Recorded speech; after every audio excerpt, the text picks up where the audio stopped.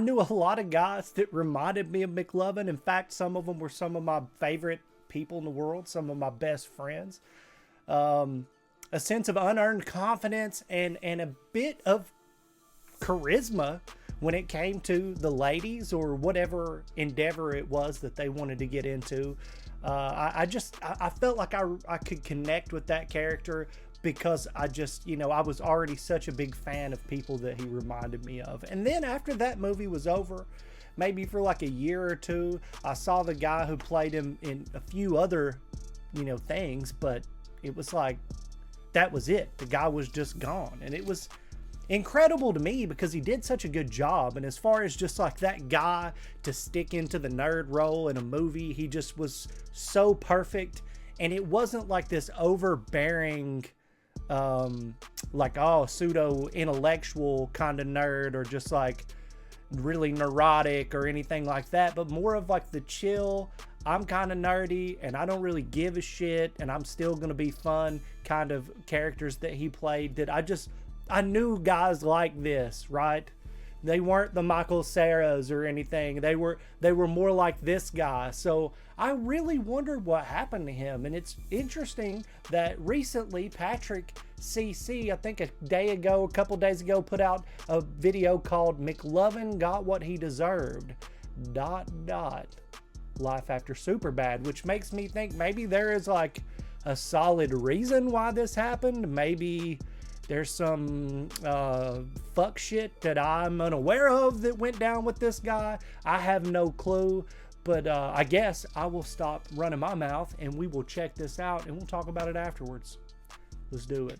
In the beginning, he looks like another loser you'd see get stuffed into a locker. By the end, you realize he is one of the most complex heroes in cinematic history. McLovin went against every stereotype that a lead male role is supposed to be. He wasn't handsome, he wasn't physically fit, he wasn't charming, he wasn't funny, he was a dork. But his unwavering confidence and borderline delusion forced you to see him as nothing short of incredible. Choosing your own nickname is already bold, but purposely picking McLovin is so absurd, you have to respect it. Because of Christopher Mintz-Plasse's perfect execution of this role, Superbad became one of the best coming-of-age comedies of all time. Unfortunately, McLovin was so iconic that he would forever be known as this character he played at 18 years old, preventing his legacy from exceeding beyond the nerdy organ donor from Hawaii. Christopher Mintz-Plasse was an ordinary kid raised in the Los Angeles suburbs. Although he was often casted the role of the nerd, Chris says this didn't reflect his reality. I don't do it as much as I used to, but when I'm free and get the chance, I play basketball all the time. I know the movies I've been in make me look like a nerd, but I was never like that. It's common for Southern California teens to consider acting early on since they are right next to Hollywood. When he got to high school, Chris started attending acting and improv classes and even joined the improv comedy team. During his senior year, he caught wind of a movie audition a few of his acting buddies were trying for and figured he'd casually send in some headshots from his 2006 camera phone. Judd Apatow and Seth Rogen thought Chris had the perfect nerdy look, so they invited him for an audition with the rest of the cast. Hey man, McLovin sounds old, okay? Come on, the chicks are digging it. You kill me? Are you kidding me, dude? Fogel, under what circumstances would you ever show that thing to a chick? Dude, she could totally ask to see my ID. I don't know, I can just show it to her. Oh my god. I don't believe this. I can't even... This says you're f***ing 25. Why don't you put 21 on your ID? You're f***ing predictable, Seth. I knew you were gonna ask that. Listen, ass face. All right, every day hundreds of kids go into the liquor store with their fake IDs saying they're 21. Just how many 21-year-olds you think there are in this town? It's called strategy, okay? This was Chris's very first movie audition, and he perfectly played the role of the overconfident high school loser. But immediately after Chris's audition, Jonah Hill was like, not that guy. Superbad was a film written by Seth Rogen and his childhood best friend, Evan Goldberg. The plot loosely resembles their real experiences as teenagers. We wrote it in high school for the most part, so I mean, something would happen to us Monday, we'd write it in on Tuesday. Our whole goal for writing it was to make a very realistic portrayal of our high school experience. So there's one part of the movie where Michael Cera is kind of explaining what he did the previous weekend, and then they're shotgunning beers, and then they're at one of their parents' parties, and they go to a strip club, and then and then Evan pukes all over Seth, and like that night literally happened. Now, what unfolds in Superbad is definitely not realistic. However, the basic idea of the plot resembles an accurate look into the life of an American high schooler in the early 2000s. Seth and Evan are about to graduate and go to different colleges, and they want to make their last summer together memorable. Seth constructs a plan to buy alcohol for a party in order to impress girls they have crushes on. But they have an ulterior motive. They are trying to sleep with these girls so they can lose their virginities before college. The only problem is they are not old enough to buy alcohol. Luckily, their friend Fogel may have just saved the day as he acquired a fake ID to purchase the alcohol. At lunch, I'm going to the same place Mike Snyder went to pick up my brand new fake ID. Chica, yeah, fake ID, outside. In the film, Seth and Fogel have some disdain for each other, which was also the case behind the scenes. But before we get into Chris and Jonah's real-life beef, have you ever Googled your name and seen yourself on one of those strange sites that has way too much information about you? I'd rather have that stuff not available to just anyone who's looking for it. Data brokers are making tons of money selling your information, private information, or you can go to aura.com/patrickcc to start your 2-week free trial. Link is in the description.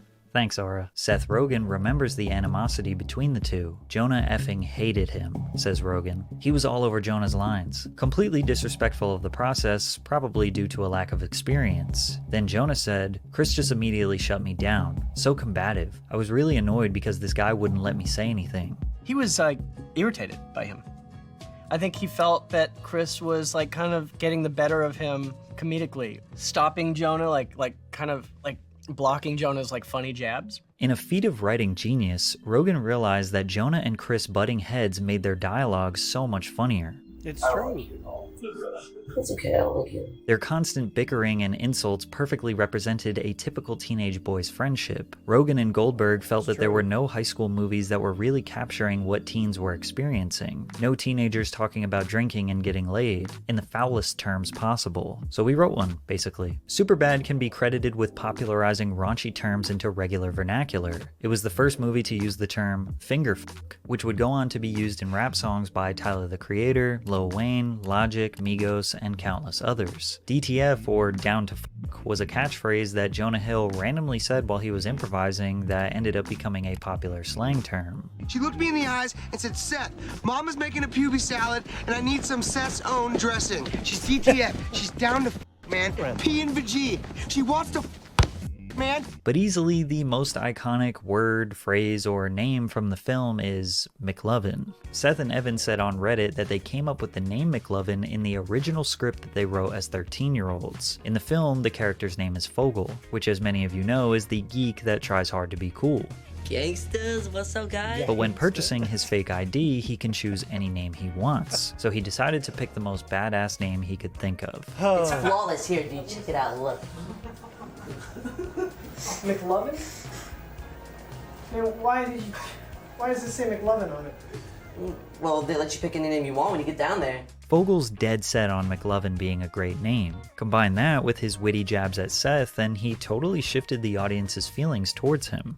I mean, it's up to you, Fogel. This guy's either gonna think, here's another kid with a fake ID, a 25-year-old Hawaiian organ donor.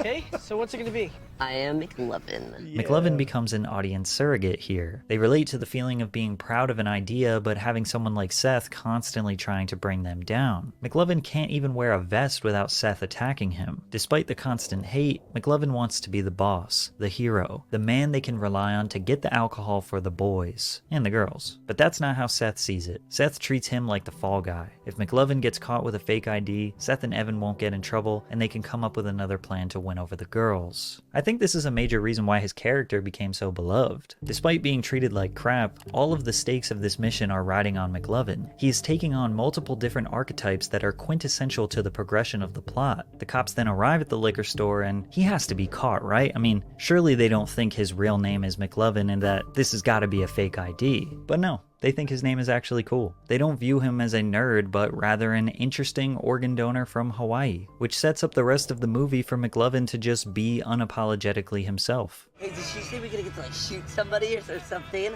Oh, God, I wish. Nah, it's probably just some lame house party. We'll drop you off after. Is that cool? Yeah, man. Show these That's how we roll! And despite him getting caught up with the cops, he still comes through with the alcohol, completing the original mission he set out to accomplish. Even Seth had to admit that McLovin is the man for that. We made it with the booze and everything, we made it! Elvis, I can't believe you still have the liquor. It's awesome. Yeah, man, I told you the idea would work. I fooled those cops. I'm McLovin. Woo! I am McLovin.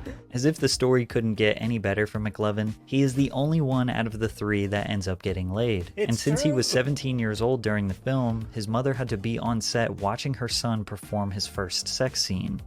I got a boner.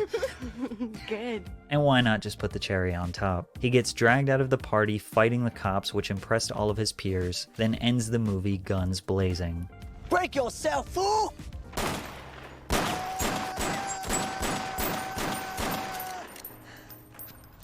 Tight. With all the cards stacked against him, McLovin saved the day, got the girl, and was a total badass while doing it. With a relatively small budget of $20 million, Superbad surpassed everyone's expectations, earning $33 million on its opening weekend and eventually grossing $300 million when including revenue from DVD sales. The day after the movie premiered, Christopher went from a nobody to a superstar. Literally the next day after it came out, I went into the Habit, which is a burger joint down here in LA, and like people screamed at me from across the hall, McLovin, and chased me down, which was very alarming at age 18. Yeah. And very surreal and kind of cool. You know, I probably felt like I was the Beatles or something back then. He told People Probably magazine, felt like it. "It was very alarming for a 17-year-old person. I was trying to figure out who I was as a human being at the time, and then to have millions of people knowing you as McLovin was very intense." Mintz-Plasse's performance earned him a nomination at the MTV Movie Awards for Best Newcomer. Superbad was an instant classic, and McLovin was a McIcon. The hip-hop community loved McLovin. Wiz Khalifa could be credited with being the first rapper to name drop him in his 2007 track Be Easy, where he says, "Yeah, the young and Superbad, you can call me McLovin." He was mentioned in quite possibly the biggest hip-hop collaboration of all time. In the 2009 track Forever, featuring Drake, Kanye West, Lil Wayne, and Eminem, Kanye says, "Superbad chicks giving me McLovin." In Kid Cudi and Ye's collaboration Erase Me, they hired Chris to perform as the drummer in the music video. Ironically, rappers' images are the antithesis of McLovin. They are typically seen as smooth-talking, womanizing, stylish, and all-around cool people. But as hip-hop grew into the most popular genre in the world, countless rappers glorifying McLovin made him this larger-than-life figure. A quick search through Genius and you will find McLovin being referenced in lyrics by just about every rapper you can think of. Chance the Rapper, Lil Pump, Tyga, Logic, 21 Savage, Megan Thee Stallion, Rich the Kid, Migos, the list goes on forever. In a 2009 interview with Jonah Hill, he told MTV that he and Eminem were friends. Eminem says his favorite movie is Superbad, ever, of all time. He said if there was an award for best movie ever, he thinks Superbad should win. He quotes all the scenes to me. A viral YouTube sketch titled "The Truth Behind Trapaholic's Voice" helped certify McLovin in hip-hop even further. Chris is seen delivering some of the most iconic hip-hop vocal drops of all time. Real trap shit. Trapaholics. We make it look easy. Walk with your boys. Damn, son, where'd you find this? The video spread like wildfire, and even sparked a little challenge of people trying to recreate their version of the drops. Now, the Trapaholics vocal drops date way back to the early 2000s, but there were some people who genuinely believed Chris was the voice. Even the McLovin fake ID became a recognizable piece of history. In 2021, Blake Griffin wore a pair of basketball shoes designed around the ID, and thousands of replica cards still get sold every month on Amazon. Chris was stamped in pop culture as McLovin.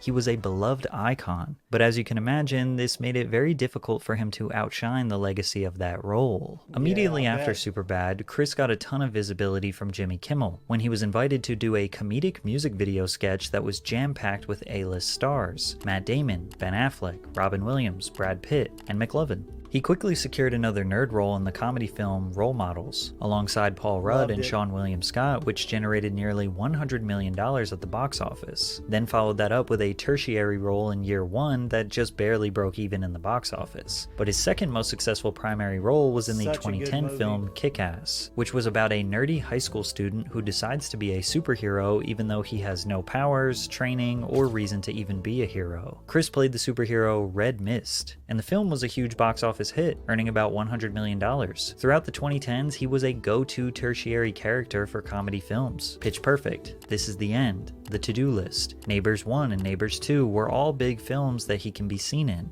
However, it became clear that Christopher was being typecast in Hollywood, which is essentially when someone plays the same general character in every film. No matter what movie, Chris was always the nerd or the skinny weakling who isn't taken very seriously. And although some of the films were successful, none of them came close to eclipsing the domination of Superbad, which made every character he portrayed look like a lesser version of McLovin. People didn't even refer to Christopher Mintz-Plasse as his real name. They would say, oh, that movie has McLovin in it. I met someone at the Celtics game that's like, hey, McLovin. I'm like, yeah, what's going on? My name's Chris. And he's just like, I'm calling you McLovin. I don't care. I'm calling you this. And I'm like, all right. However, there are some benefits to being typecast. If you are in the right genre, which for Chris is comedy, you can easily get consistent work. Every time there is a goofy or raunchy comedy being made, Chris is seen as a viable option for a character. This has kept him very active, doing a major production every year for well over a decade. Like his most recent movie, Honor Society, is a high school teen comedy, but instead of being the nerdy student, he is the dorky teacher. He was also able to successfully enter the world of voice acting. DreamWorks Studios' animated film, How to Train Your Dragon, casted Chris as Fishlegs Ingerman, who is the resident dragon nerd and statistics guru. The film grossed $500 million, which was DreamWorks' highest grossing film outside of the Shrek series. Not only did he get multiple years of consistent work due to portraying Fishlegs, the film's success gave him a wide open door of opportunity as a career voice actor. He voiced Alvin in Paranorman,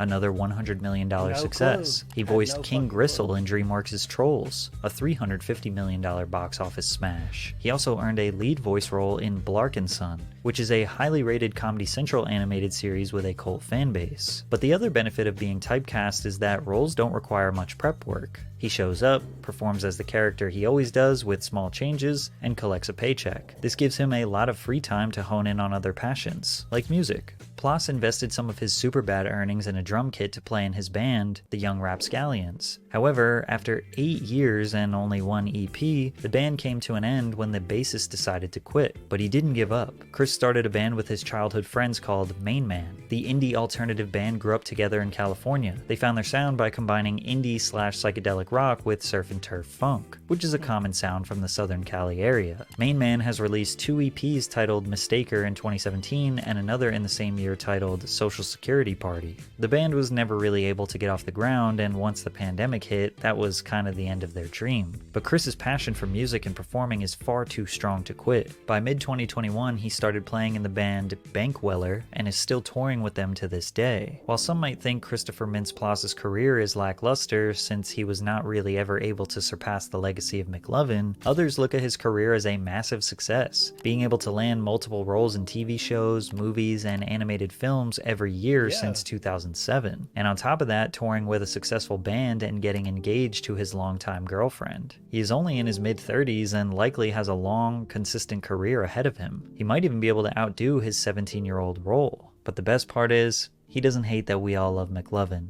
He is honored. I guess I haven't been called McLovin in a year. I kind of miss it now. My ego kind of... Don't say that. But now, I take it, I think it's a sense of endearment. Like, it's cool that if I were to walk outside and someone said it, it's cool that they remember it 14 years later and still want to talk about it.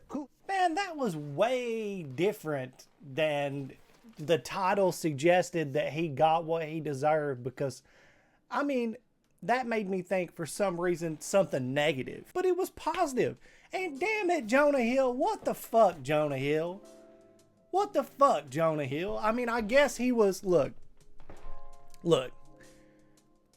My best friends that I have, multiple, fucking, hated me when we first met each other, okay? Nate and I didn't get along the greatest when we first met. One of my other best friends, my best friend that I've had for the longest out of all my best friends, Jesse, did not like me at all. He actually fucking hated me. I don't know if Nate hated me. I know that we bumped heads a little bit when we first met each other. I mean, all of my friends that I became really fucking really good friends with, we had issues when we first met. which says a lot about me, I guess. But hey, hopefully he can at least appreciate the fact that they made a movie together that will be iconic and has stood the test of time, at least thus far. Now, I did say, like, I knew that he had gone on to, like, do other films shortly thereafter, Superbad, but as far as, like, the voice acting shit and all this other stuff that he's done, dude, like, I haven't seen that guy in forever. But Paranorman, I'm a huge fan of. I had, and How to Train Your Dragon, I had no idea he was in that. So he's been doing shit low-key that I just haven't known about, like, his involvement in. But I have watched Superbad was fucking awesome. Kick-Ass was awesome. Role Models was awesome. I loved him in all of those. But I thought that that's like around the time when shit ended for him. But I was wrong. I mean, I learned a lot from this video. patrickcc, well done. I had no idea that he was a musician in multiple bands, but just think about that, dude. This guy got breaded up like a chicken tender after Superbad and became super famous. Very super famous, super famous, super famous. John LaJoy, shout out if you know who that is. But then he went on to pursue his passions and continued to be typecast. Didn't bother him. Embraces the love from the McLovin. I mean, dude, this is like a Hollywood success story. Imagine you're fucking like 17 and you just go in to like audition for this role, like who the fuck knows, whatever, like been involved in acting in school a little bit. Next thing you know, that is your career. You're set for life. You go out and do these funny ass movies. People love you. You're not under the duress and stress of being like some fucking huge, massive star that's just so much is expected of you. Like, I've always thought that if fame were to come upon me, and I would be involved in some shit where I would have notoriety, I would way rather be involved in like some kind of fucking like comedy, like something that's just more upbeat and lighthearted, not some like serious fucking Oscar nominated film or some shit. Like Leonardo DiCaprio, in my opinion, got stuck in like this situation where it's like this guy has to be like the benchmark for great acting for a young man, you know, at one point in his life. It's like, if you want the fucking serious, like the guy who's gonna bring the Oscar nominated films out, then you gotta, the weight's on this guy's shoulders. Like, fuck that, dude. I would way rather be the guy in the movie who's got a fake idea trying to bring booze to the party and get laid. Like, dude, that's awesome. Like, I love whenever this shit gets flipped and it's all like positive. I did find it super fucking hilarious just because I could not imagine myself in the scenario where I had to do that scene that he had to do with, like, imagine your mom has to be there for that. Like, bro, come on, dude. I mean, thank God it was just like, again, a lighthearted, funny, like, it was raunchy as shit, but like, it's funny. It's not some super serious situation. It's some kind of like dramatic film or some shit where he had to be involved in that. But like, dude, your mom's just sitting there like, what did he say? The clip was on here. I think he was like, somebody's got a boner. I've got to rewatch that movie. I haven't seen it in a fucking decade, probably, if not more.